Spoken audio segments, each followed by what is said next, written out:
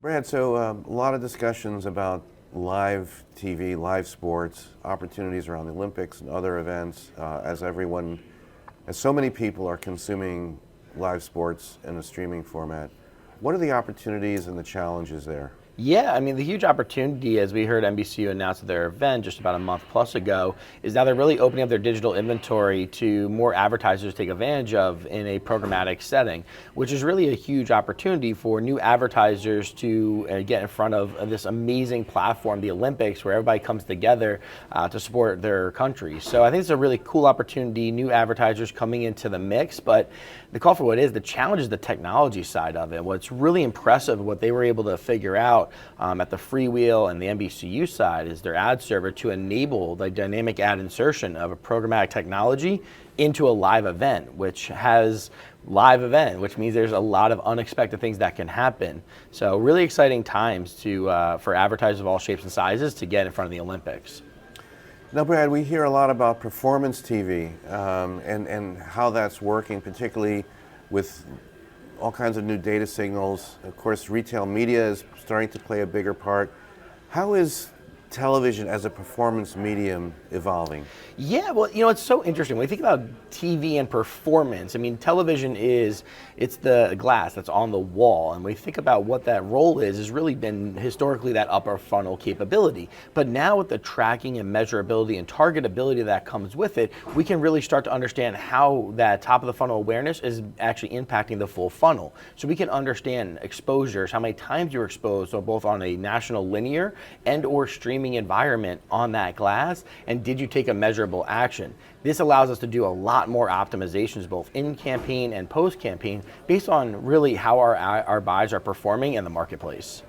So what do you make of the data sets from the retail media networks, from the Albertsons and the Krogers and CVS? And what's the value there? Well, I mean, it's unbelievable value. We're really starting to get a peek under the hood on how we're actually performing, especially for categories that don't historically really understand that sales data or don't get that sales data as easily, especially in that CPG space.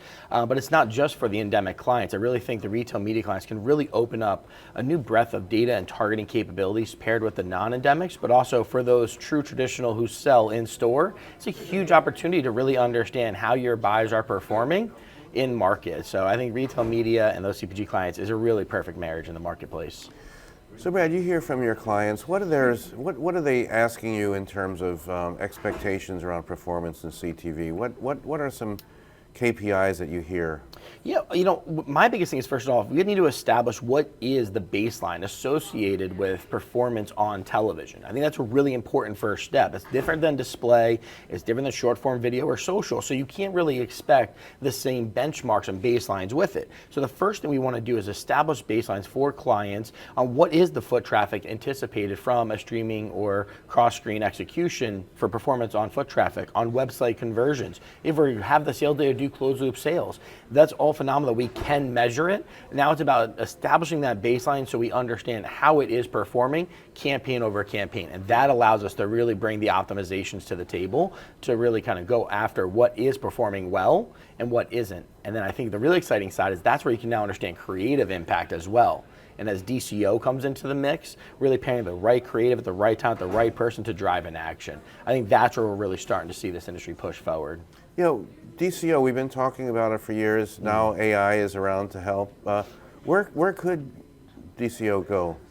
Yeah, I mean, I think the possibilities are endless when we think about what we can really do with it. I want to make sure we don't get carried away just because the technology exists. Doesn't mean you need to use every piece of it, but I think that's really finding that balance. When does it make sense to implement a DCO strategy? What are you trying to measure? How are you trying to reach them? And then do you have the right audience practice and the right audience strategy to pair to your DCO strategy? I think that's a really important step. And I think that's what's going to really start to have it take off. But I think the possibilities are endless. It doesn't just stop in streaming. I think it's true omni-channel, and I think as linear becomes more digital, we're going to see that across the board from tactics.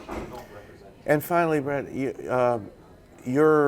have a broader remit now in terms of investment. What's exciting to you in terms of digital investment or out of home, or what's exciting to you, or what's next? Yeah, to me, the next chapter is really taking a modern video approach to the marketplace. And what I really mean by that is we have all the legacy rules that have been around for years, whether it's linear television for the 60 plus years that it's been around, how we activate, how you activate in streaming, or how you activate in display and social. I think the opportunity now is to find how do those all connect? What's the underlying ID framework that's going to allow us to understand exposures across channel as seamless as possible and link that back to clients' KPIs, whether that's awareness-based, if that's action-based, attribution-based. We can now have a clear understanding of really being able to play within television, to streaming, to social, to digital out of home, pair it all together so you can understand what is that best optimal omni-channel mix for our clients and really bring that to life easier and more seamless without the confines that have been the legacy ways of working.